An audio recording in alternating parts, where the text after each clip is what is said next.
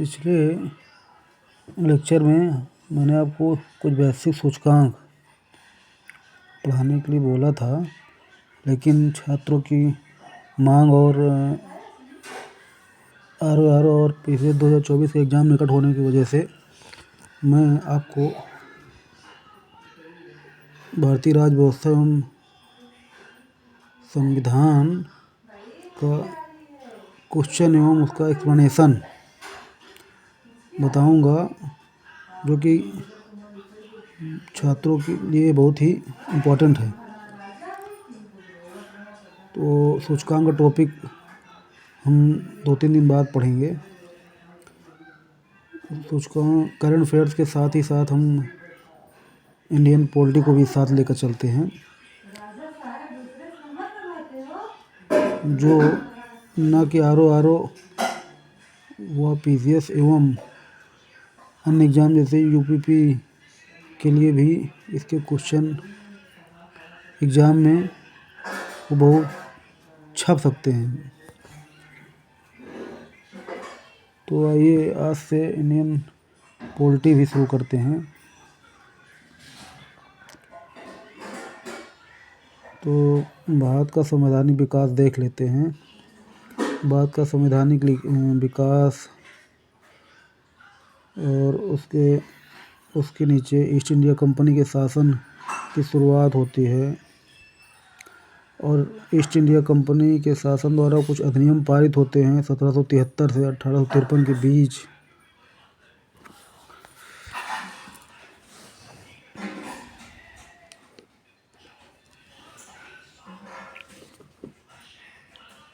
और 1858 से 1947 तक भारत का शासन ब्रिटिश ताज के अधीन हो जाता है। जब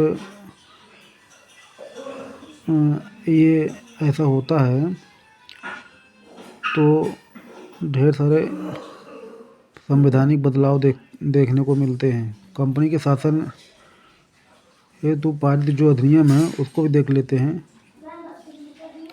तो पॉइंट वाइज लिखिएगा।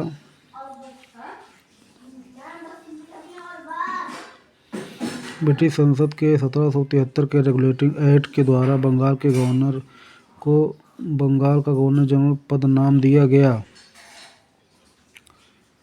तथा उसके अधीन 4 सदस्यीय कार्यकारी परिषद गठन किया गया। इसका कार्यकाल 5 वर्ष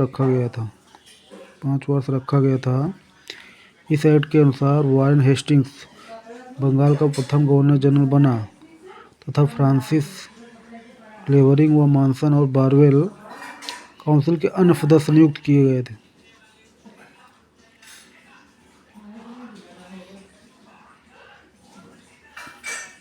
इसी एक्ट के तहत कलकत्ता में 1774 में एक सुप्रीम कोर्ट की स्थापना की गई, जिसमें एक मुख्य न्यायाधीश और 3 अन्य न्यायाधीश थे।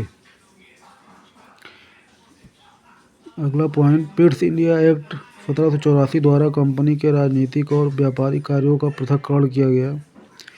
इस एक्ट में निदेशक मंडल को कंपनी के व्यापारिक मामलों के अधीक्षण की अनुमति तो दी गई, परंतु राजनयिक मामलों के प्रबंधन के लिए नियंत्रण बोर्ड का गठन किया गया।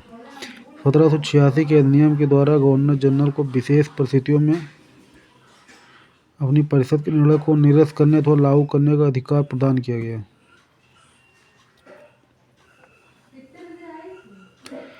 1857 के प्रथम स्वतंत्रता संग्राम के बाद जब 1858 से ब्रिटिश ताज ने शासन को अपने अधीन ले लिया, तो आगे काफ़ी बदलाव हुए भारतीय शासन में।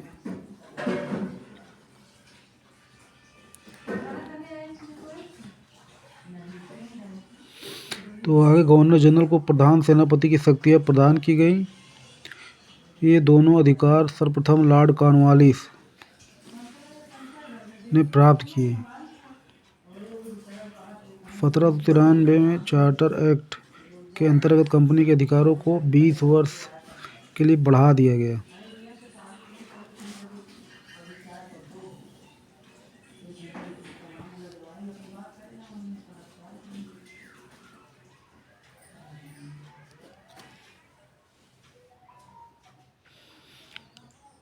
अठारह सौ तेरह के चार्टर एक्ट के द्वारा पहली बार भारतीयों की शिक्षा पर प्रति वर्ष 1 लाख रुपए खर्च करने का उपबंध किया गया। ये मैं रुक रुक के इसलिए बोल रहा हूँ कि आप लोग पॉइंट को नोट डाउन करते जाएं और समझते जाएं। अगला पॉइंट, कंपनी के भारतीय व्यापार के एकाधिकार को समाप्त कर दिया गया तथा चीन के साथ चाय के व्यापार पर इसका एकाधिकार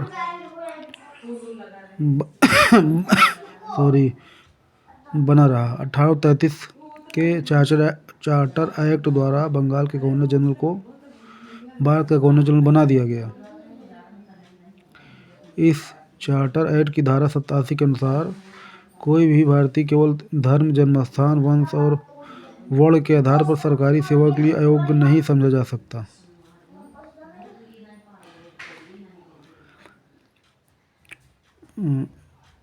अगला पॉइंट,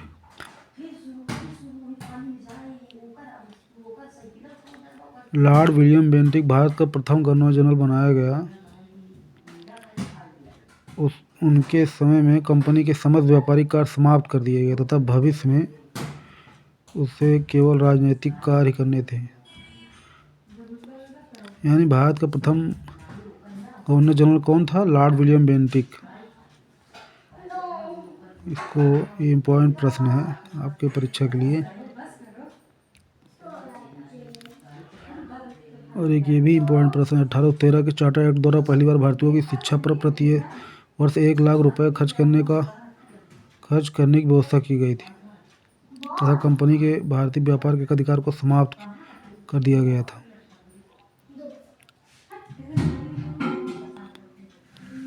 अगला पॉइंट, गवर्नर जनरल की परिषद में एक कानूनी सदस्य, चौथा सदस्य ब्रैकेट में को सम्मिलित किया गया था। सर्वप्रथम मैकाले को कानूनी सदस्य के रूप में शामिल किया गया था। तो मैकाले की शिक्षा प्रणाली के बारे में आप लोग सुने ही होंगे। तो मैकाले को कानूनी सदस्य के रूप में गवर्नर जनरल की परिषद में शामिल किया गया था। इसी एक्ट में नियुक्तियों के लिए योग्यता संबंधी मानदंड अपनाकर भेदभाव को समाप्त किया गया था। 1853 के चार्टर एक्ट द्वारा विधायी शक्तियों को कार्यपालिका शक्तियों से पृथक करने की व्यवस्था की गई थी। विधि निर्माण हेतु गवर्नर जनरल की विधायी परिषद की स्थापना की गई थी, जिसे आगे चलकर भारतीय केंद्रीय विधान परिषद के नाम जाना गया। 1853 के चार्टर एक्ट द्वारा विधायी शक्तियों को कार्यपालिका शक्तियों से पृथक करने की व्यवस्था की गई थी।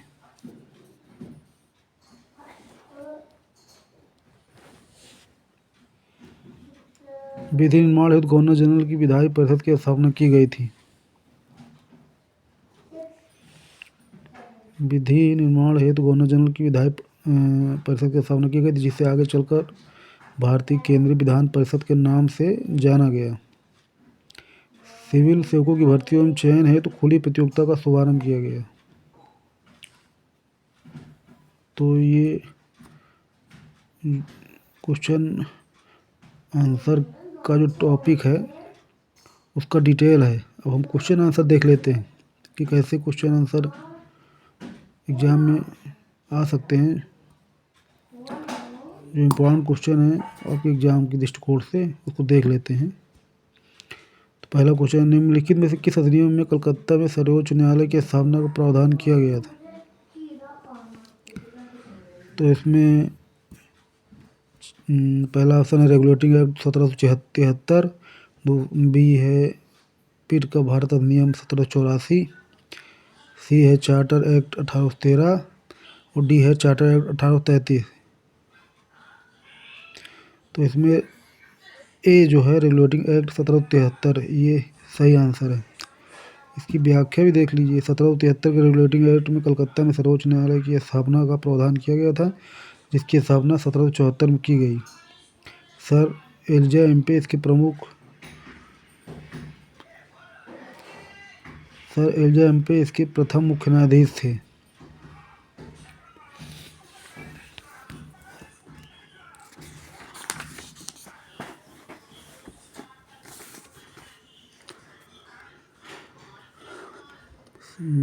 सेकंड क्वेश्चन देख लेते हैं।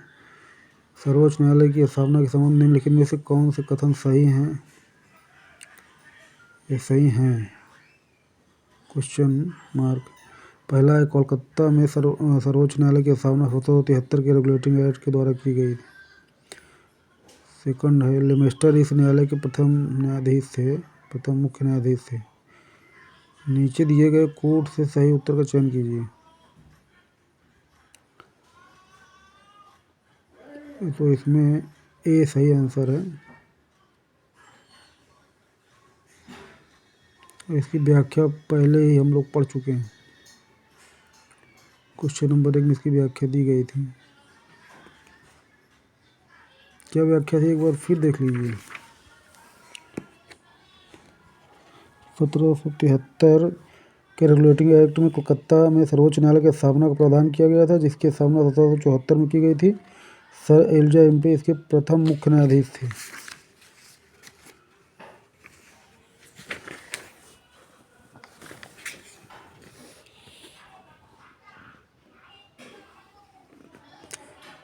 तो क्वेश्चन नंबर 3 देख लें।